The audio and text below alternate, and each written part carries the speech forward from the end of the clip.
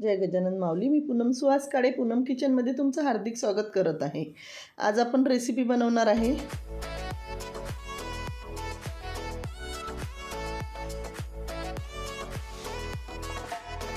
आलूचे finger chips बनवणार आहे आपण. त्याच्यासाठी आपण आलूची साल काढून घेतलेली आहे आणि असे उभे उभे काप करून घेतलेले आहे आपण आलूचे.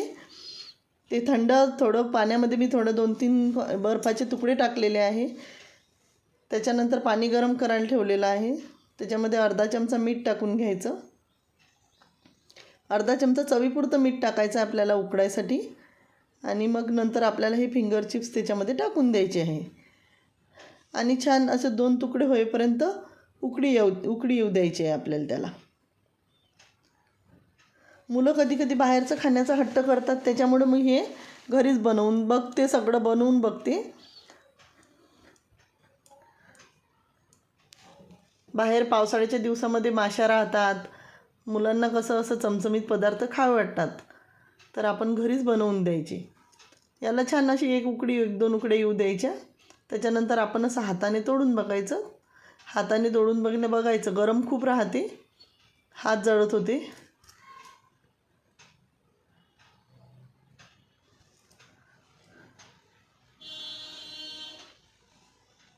परत आली बघायला, परत हात जळत होते. हे बघा, 2 तुकडे करून घ्यायचे. 2 तुकडे झाले म्हणजे आपले फिंगर चिप्स व्यवस्थित झालेले आहेत. ते आता आपल्याला एका चाळणीमध्ये काढून घ्यायचे आहे. पाण्यातून काढून चाळणीत टाकायचे. माझ्या रेसिपी तुम्हाला आवडतात नाही आवडत कमेंट करून मला नक्की सांगत जा. याच्यामध्ये जर काही बदल करायचा असेल तर मी नक्कीच करणार. हे बघा, मी आता पाण्यातून काढून घेतलेले आहे आणि हे कॉटनचा टॉवेल आहे. टॉवेलला पुसत आहे. छान पुसून घ्यायचे आणि सुकत ठेवायचे. त्याला कॉटनच्याच कपड्यावर ठेवायचे. आता तुम्ही म्हणाल टॉवेलवर टाकले, पण टॉवेल माझा चांगलाच आहे हात पुसायचा, त्याच्यामुळे काही टेन्शन नाही आहे. वापरलेला टॉवेल नव्हता, तो नवीन टॉवेल होता मी हात पुसायला काढलेला. कारण कॉटनच्या कपड्यावर पाणी सुकून येते, तसं दुसऱ्या कपड्यावर पाणी सुकून आलं नसतं. तर आता हे बघा, आपलं जास्तीत जास्त 10 मिनटात फॅन खाली ठेवलं की पाणी सुकून येते. फॅन चालू केला होता मी. आता तेल ठेवलेलं आहे गरम व्हायला.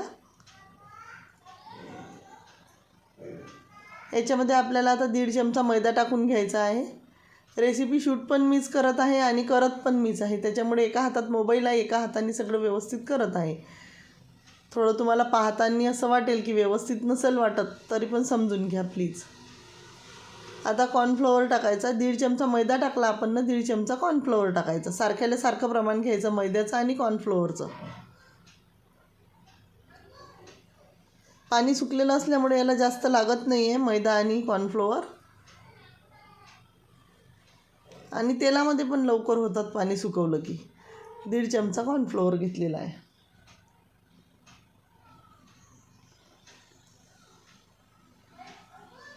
मीठ आपण चवीसाठी त्याच्यामध्ये उकडताना पण टाकलेलं आहे, त्याच्यामुळे विचार करून मीठ टाकायचं. चवीपुरतं मीठ घेतलेलं आहे. तिखट टाकायचं आहे, म्हणजे आपल्याला वरतून तिखट घ्यायचं काम नाही त्यात. ते टाकलं की हळद टाकायची थोडी, कलर छान येतो याने. आणि थोडा गरम मसाला टाकायचा आहे. चमचमीत चव येण्यासाठी गरम मसाला टाकायचा आहे थोडा. जो तुमच्याकडे अवेलेबल असेल तो टाकला तरी चालेल.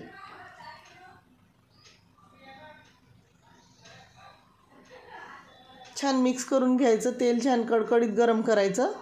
तेल एकदम कडकडीत गरम झालेलं आहे माझं. हे बघा, चिप्स टाकल्यानंतर एकदम वरती आले ते चिप्स. असं तेल आपल्याला कडक एकदम गरम होऊ द्यायचं आहे. तेल जर चांगलं गरम झालेलं नसलं तर फिंगर चिप्स आपले व्यवस्थित येणार नाहीत. छान फ्राय करून घ्यायचे हे कुरकुरीत होईपर्यंत. माझे इतरही रेसिपी आहे, तुम्ही बघत जा आणि मला सपोर्ट करा प्लीज. हे बघा, छान झालेलं आहे.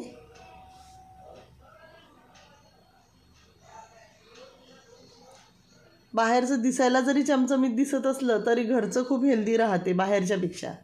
तेल पण आपण चांगलं वापरतो. हे बघा, छान झालेले आहे कुरकुरीत. पहिला एक गाणं मी काढून घेतलेला आहे आणि खायला दिलेला आहे मुलाला. मुलगा एकदम खुश झालेला होता, पण मला व्हिडिओमध्ये घेऊ नको म्हटलं आई. तुम्हाला जर माझी रेसिपी आवडली असेल तर माझ्या चॅनलला लाईक करा, शेअर करा आणि सबस्क्राईब करायला विसरू नका. बाय.